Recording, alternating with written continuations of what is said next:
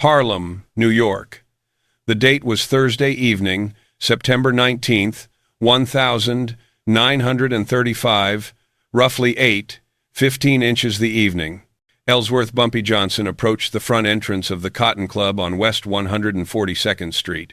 He wore a navy blue suit that had taken 3 months of earnings from his numbers racket to afford, a starched white shirt with French cuffs, and shoes buffed to such a shine they caught the glow of street lamps like mirrors. He was dressed as sharply as any white business executive who visited Harlem's most celebrated nightclub. This was the venue where Duke Ellington had built his fame, where Cab Calloway took the stage, where affluent white folks from lower Manhattan traveled to experience black musicians performing while black waiters attended to them in a place that would not, no matter what, permit black customers to sit among the audience and take in the shows that black performers brought to life. Johnson had arrived at the Cotton Club that particular evening following an invitation from Jacob Weinstein, a Jewish entrepreneur who ran several legitimate businesses in Harlem. Weinstein had proposed they convene at the Cotton Club to talk over a business proposition requiring confidentiality and careful handling, a gathering that Weinstein evidently thought could take place in spite of the Cotton Club's infamous whites-only entrance policy, because certainly an exception would be granted for someone as significant as Bumpy Johnson. However, Weinstein had miscalculated about exceptions being granted.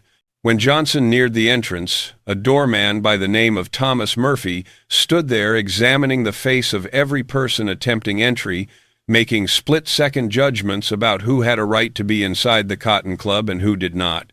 Murphy moved directly into Johnson's pathway, using his considerable frame to block the door, and spoke in a volume that reached across the sidewalk to others waiting to get in. "Where do you think you're heading, boy? This establishment is for white guests exclusively. We don't accommodate coloreds here, except as performers and employees. You need to return to Harlem where you belong, and quit attempting to enter places you're not welcome.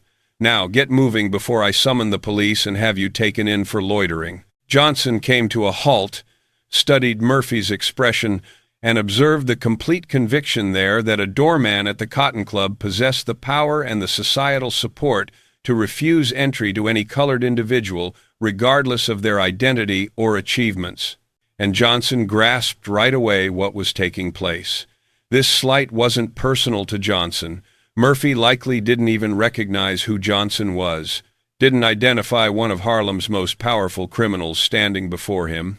The affront was racial in nature, rooted in the core assumption woven into places like the Cotton Club that white individuals could travel to Harlem to enjoy black musicians and be waited on by black personnel, while at the same time barring black customers from the seating area, that white people could benefit from black creativity while enforcing complete separation that guaranteed black people stayed in positions as servants and entertainers, but never as equals, occupying the same rooms. Standing behind Johnson, the queue of white customers waiting to go inside the club observed this encounter with reactions spanning from entertainment to slight unease to endorsement, curious to see if this sharply dressed colored gentleman would cause a disturbance or would quietly accept his rejection the way colored folks were expected to accept, being informed they had no place in white venues.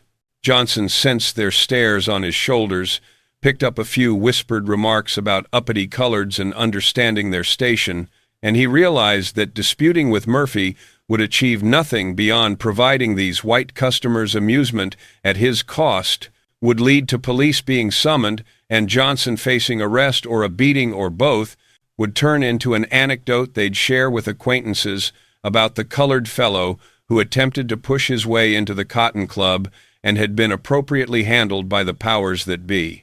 Therefore, Johnson did something that demanded more restraint than most individuals had.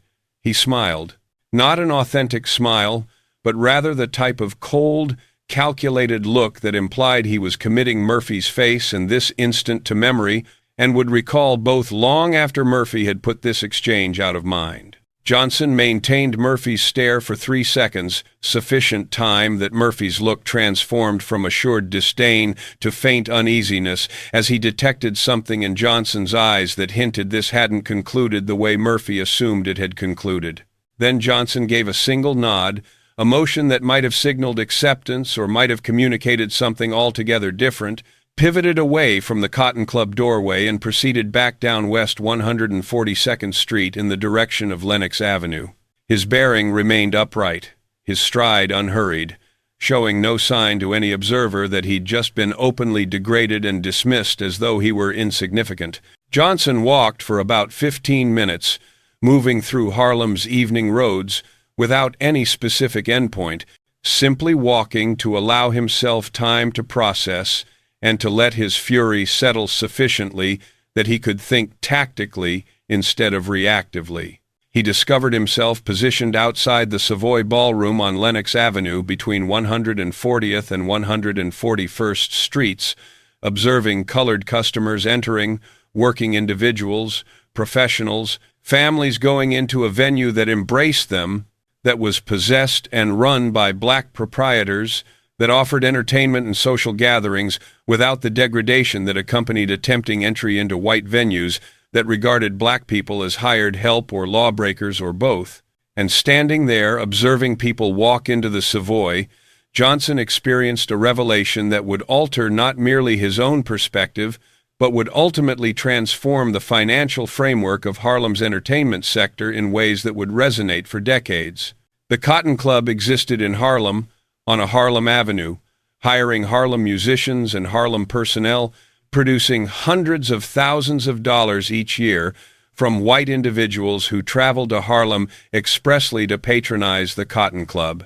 Yet despite being physically situated in Harlem and despite relying completely on black artistry and black work, the Cotton Club was controlled by white entrepreneurs, managed by white standards, and shut out the black population from taking part as paying guests. The venue drained resources from Harlem, exploited the talent of black musicians, the effort of black laborers, the cultural prestige of occupying space in Harlem, while returning almost nothing to the neighborhood except bare minimum employment wages for the musicians and workers it had no choice but to hire. What Johnson understood while standing outside the Savoy was that this setup, white people controlling venues in Harlem that made money from black heritage while barring black customers, persisted only because black Harlem lacked the financial strength and the structural ability to contest it.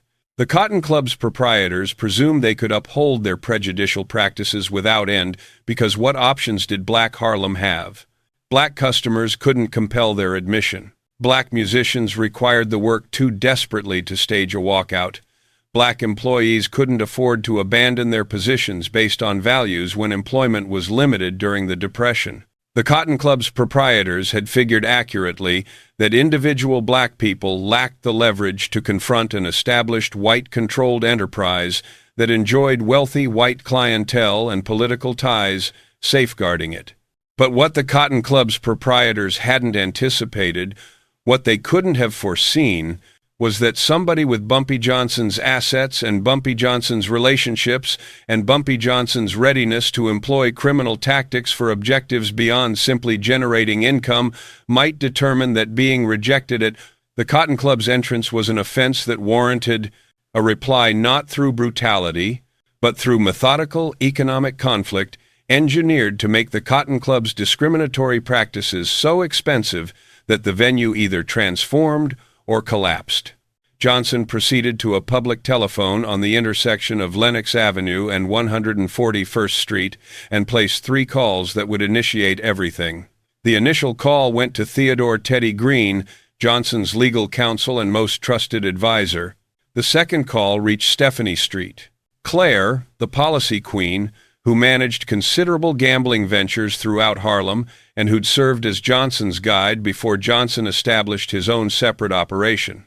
The third call connected to Adam Clayton Powell, Sr., the pastor of Abyssinian Baptist Church, who stood as one of Harlem's most powerful legitimate figures and who'd been battling prejudice for decades, but who'd never possessed the kind of concrete force needed to truly compel white venues to shift rather than merely speaking about how discrimination was ethically incorrect. By the stroke of midnight Thursday, Johnson had gathered roughly 15 individuals in the rear chamber of a speakeasy on 133rd Street, his own chief partners, delegates from other black numbers operators, union representatives who directed colored laborers in service sectors, clergy from prominent Harlem congregations, and multiple black experts, including physicians and attorneys who'd faced their own indignities at white venues. Johnson positioned himself at the table's head and recounted what had transpired at the Cotton Club, delivering his account in his typical subdued manner that caused people to bend closer to catch his words. And while he talked, he observed expressions around the table shift from interest about why they'd been called together to outrage about what Johnson was relating to something resembling appetite, because they comprehended that if Bumpy Johnson was bringing together this specific collection of people, then he was orchestrating something major, something that extended past his personal payback. "The Cotton Club rejected me this evening," Johnson stated, his tone carrying that distinct controlled fire that those familiar with him identified as more threatening than yelling. "Because I'm colored, the doorman addressed me as boy and instructed me to return to Harlem where I belong. The absurdity, naturally, is that the Cotton Club exists in Harlem. It's positioned on West 142nd Street, right in the heart of our community. It hires our musicians, our servers, our kitchen workers, our janitorial crew. It generates its revenue from occupying space in Harlem and from showcasing black performances. Yet it refuses to allow black individuals to occupy seats in the viewing area. It extracts everything from us, our gifts, our work, our community standing, and returns to us nothing except poverty, wages, and the honor of waiting on white folks who travel to Harlem to consume our heritage while ensuring we grasp we're not worthy to occupy their tables." Johnson paused, allowing his statements to register, studying the expressions surrounding the table. Multiple people signaled agreement, identifying their own encounters in what Johnson outlined, grasping that the Cotton Club's bias wasn't singular, but was instead emblematic of a wider dynamic where white individuals gained from black heritage while preserving rigid separation that kept black people in subordinate positions. "But here's what the Cotton Club's proprietors fail to grasp," Johnson went on, his voice lowering even further, compelling everyone to lean in to catch him. "They fail to grasp that they're exposed in manners they haven't contemplated. The Cotton Club relies on black workers. Every musician, every server, every cook, every individual who makes that venue operate is colored. The Cotton Club relies on occupying Harlem. Its whole attraction to white downtown customers is that it provides an unusual encounter of traveling to a black area to witness black performances. And the Cotton Club relies on Harlem accepting its existence, relies on us not creating difficulties, not assembling opposition, not utilizing the strength we genuinely possess to make running a discriminatory venue in our area so challenging and so costly that it turns untenable." Johnson rose to his feet now, started moving behind the table, his energy escalating. "So here's our course of action. We're going to show the Cotton Club's proprietors that drawing wealth from Harlem while degrading Harlem's residents has consequences. We're not going to torch the location. That would simply provide them insurance payments and public sympathy. We're not going to assault their white customers. That would provide police reason to suppress all of us. Rather, we're going to make running the Cotton Club so challenging, so costly, and so troublesome that the proprietors determine they face two options. Either they welcome the Cotton Club to black customers and terminate their discriminatory practices, or they transfer the venue to black proprietors who will run it as an open establishment. Regardless, the present situation, white individuals gaining from black heritage while barring black individuals from engaging as equals, concludes. What came next was 2 hours of thorough strategizing as Johnson and the others constructed an approach that merged labor mobilizing, financial leverage, neighborhood activation, and the variety of calculated pressure that criminals knew how to deliver without provoking police intervention. The blueprint contained various elements that would be executed concurrently over the approaching weeks. Labor mobilization. Every black worker at the Cotton Club would be reached and invited to join in unified action. Musicians would be requested to insist on increased compensation and enhanced workplace treatment, warning they'd strike if requirements weren't satisfied. Servers and kitchen personnel would be rallied to decelerate operations carefully, making the Cotton Club's functions less productive without doing anything so apparent that they could face termination for interference. The objective was to raise the Cotton Club's employment expenses and diminish its quality of care enough that white customers started voicing complaints and that operating income dropped. Supply interference. The Cotton Club required various vendors for provisions, alcohol, table linens, and additional necessities. Through Johnson's associations and through Claire's associations, these vendors would be approached and presented a decision, cease conducting transactions with the Cotton Club, or encounter difficulties with their remaining Harlem clients. Since most vendors conducted significant commerce throughout Harlem, forfeiting access to Harlem's wider marketplace was more damaging than forfeiting the Cotton Club's patronage. The vendors who consented to halt servicing the Cotton Club would compel the venue to locate substitute vendors at elevated expenses and with diminished dependability. Neighborhood activism. Harlem's houses of worship and civic groups would launch public initiatives condemning the Cotton Club's discriminatory practices, making it a topic of religious messages and civic gatherings, generating social force that made the Cotton Club's bigotry clear and visible rather than unacknowledged and overlooked. The objective wasn't automatically to prevent white customers from attending. White individuals would behave as they wished, irrespective of what Black Harlem believed, but to generate sufficient public debate that the Cotton Club's practices turned indefensible and humiliating. Administrative complications. Through associations with dishonest law enforcement and officials, small legal and oversight difficulties would be manufactured for the Cotton Club. Sanitation reviews would abruptly discover infractions that demanded costly corrections. Fire protection assessments would recognize issues that required attention. Alcohol permit renewals would face delays, generating doubt about whether the establishment could lawfully dispense spirits. None of these difficulties would close the Cotton Club, but together they would drain resources and focus and would make managing the enterprise more convoluted. Financial rivalry. Johnson and Street. Claire would commit to founding or backing substitute entertainment locations in Harlem that accepted black customers, locations that could rival the Cotton Club by providing comparable caliber performances in integrated environments. If black musicians could receive similar or superior income playing at integrated locations.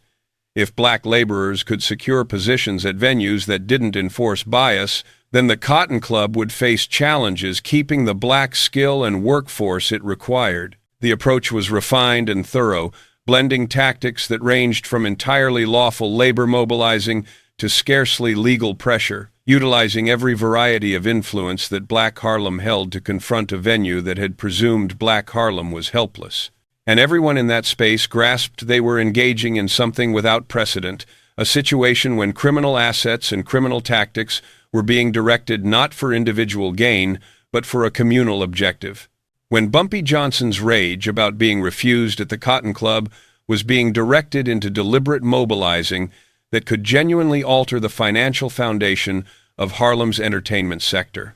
The effort against the Cotton Club commenced the subsequent Monday, September 23, 1935, when Duke Ellington, who'd established his standing playing at the Cotton Club and who continued as the venue's primary attraction, informed the establishment's leadership that he was insisting on a 50% raise in his ensemble's pay and enhanced working arrangements, including superior preparation spaces, food allowances, and respectful treatment from leadership. When leadership declined, highlighting that Ellington possessed a binding agreement that didn't terminate for an additional 6 months, Ellington countered that agreements could be violated and that he'd obtained various proposals from alternative locations that would compensate him considerably more than the Cotton Club was compensating. The warning held credibility because Johnson and Street, Claire had in fact approached Ellington with proposals to play at substitute locations, and Ellington, who'd encountered his own humiliations from Cotton Club leadership across the years, was prepared to use those proposals to secure superior conditions or to depart completely if superior conditions weren't offered. At the same time, difficulties started manifesting throughout the Cotton Club's functions. Kitchen personnel began operating more deliberately, asserting they were being meticulous about meal preparation, but genuinely coordinating to diminish the quantity of dishes they could make per hour, generating extended delays for white customers who weren't habituated to waiting. Servers began committing minor errors, bringing incorrect requests, neglecting beverages, consuming more time than required to deliver bills, not sufficient to warrant dismissing anyone, but sufficient to generate irritation among customers who anticipated flawless attention. Vendors began encountering difficulties maintaining schedules, vehicles malfunctioned, requests were incorrectly processed, shipments that ought to have come Monday wouldn't materialize until Wednesday, compelling the Cotton Club to search for substitutes and to compensate premium rates for expedited shipments. By the second week, the Cotton Club's leadership was facing difficulties they couldn't precisely pinpoint the origin of, but that were plainly draining money and impacting the patron encounter. Duke Ellington was warning he'd depart, which would crush the establishment's capacity to draw white customers who traveled particularly to watch him play. Employment expenses were climbing as they awarded increases to essential workers to stop them from departing. Provision expenses were climbing as they compensated premiums for consistent shipments. And inexplicably, different oversight bodies were abruptly discovering difficulties that necessitated costly corrections. The sanitation agency wanted enhancements to the kitchen. The fire agency wanted extra escape routes added. The alcohol permit office was raising questions about whether the establishment's control framework adhered to different statutes. The Cotton Club's proprietor, Owney Madden, a white criminal who'd accumulated his wealth on illegal liquor and who'd acquired the Cotton Club in 1923, recognized that somebody was rallying this leverage, that these difficulties weren't random. Madden possessed associations to additional white organized lawlessness personalities, wielded political sway, commanded assets that ought to have enabled him to pinpoint and eliminate whoever was generating trouble. But when Madden contacted his associates requesting assistance pinpointing who stood behind the Cotton Club's difficulties, he repeatedly heard the identical name Bumpy Johnson. And when Madden attempted to utilize his criminal associations to intimidate Johnson into halting whatever he was executing, Madden found that none of the white criminals he knew were prepared to step in regarding a dispute between Madden and Johnson over what was fundamentally a racial matter in Harlem, a territory where white criminals possessed restricted sway and where Johnson had cultivated bonds that made him more dominant in Harlem than any external personality could be. Following 3 weeks of escalating difficulties and escalating expenses, Madden obtained a communication requesting him to convene with Theodore Green, a legal representative who spoke for different Harlem concerns. Madden consented, presuming this was an effort to arrange some variety of resolution. And on a Tuesday afternoon in mid-October 1935, Madden occupied a seat in Green's workspace, listening to a clarification of precisely what was occurring and precisely what would be necessary to make the difficulty cease. "Mr. Madden," Green stated, articulating with deliberate exactness, "the functional challenges you've been encountering at the Cotton Club are the outcome of coordinated reaction to your venue's practice of declining to accept Negro customers. The practice is insulting to Harlem's population, is especially insulting considering that your venue is situated in Harlem and relies completely on black musicians and black personnel, and is no longer tolerable to the individuals who make your enterprise feasible. The challenges will persist and will strengthen until you declare that the Cotton Club will welcome its entryways to Negro customers, that colored patrons will be greeted and attended with the identical courtesy extended to white patrons, and that you'll implement tangible measures to prove this transformation is authentic." Madden, his expression colored with fury, reacted sharply. "You're informing me that coloreds are undermining my enterprise? That Bumpy Johnson stands behind this? I can arrange that person eliminated tomorrow. I've got associations throughout this metropolis. You believe some Harlem numbers operator can intimidate me?" Green's look remained unchanged. "Mr. Madden, you're free to pursue retaliation against Mr. Johnson if you consider that's prudent, but I should notify you that Mr. Johnson has foreseen that scenario and has implemented safeguards.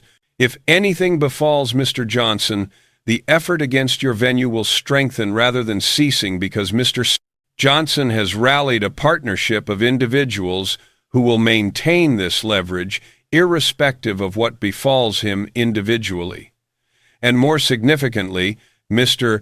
Madden, you should contemplate whether the Cotton Club merits perishing over, because if you pursue brutality against Mr. Johnson will counter with brutality against you, and you'll find that you possess less security in Harlem than you consider you possess."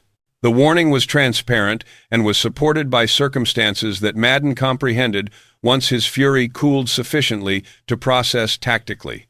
He could likely arrange Johnson eliminated if he dedicated adequate assets to it. But executing so would initiate criminal conflict that would drain more than the Cotton Club merited, would attract focus from authorities that Madden wished to prevent, and would resolve nothing because the partnership Johnson had rallied would maintain pressuring the Cotton Club even following Johnson's demise. Madden was confronting the identical evaluation that had overcome Dutch Schultz earlier that year when Schultz had attempted to preserve dominance of Harlem against Johnson's opposition. That battling Johnson in Harlem drained more than any conceivable advantage from prevailing, that Johnson possessed assets and neighborhood backing that rendered him effectively undefeatable in his own domain. "What precisely are you insisting upon?" Madden ultimately inquired, his tone regulated again, identifying this was a discussion rather than a circumstance he could address through brutality. Green extracted a paper he'd drafted, a suggested declaration that Madden would release, announcing the Cotton Club would no longer decline accommodation based on heritage. The declaration didn't obligate Madden to energetically pursue black customers or to implement dramatic transformations to how the establishment functioned, just obligated him to openly pledge that colored patrons who endeavored to enter would be accepted and attended rather than being refused at the entrance. The declaration would be distributed through Harlem's publications and congregations, would be authenticated by having distinguished black neighborhood figures endeavor to enter the establishment and be accepted, and would terminate the effort against the Cotton Club if Madden preserved the practice authentically rather than merely releasing deceptive declarations while persisting to bias in application. Madden invested an additional hour discussing particular wording and particular pledges, attempting to retain as much of the Cotton Club's current identity as feasible while receiving the core obligation that racial bias at the entrance had to terminate.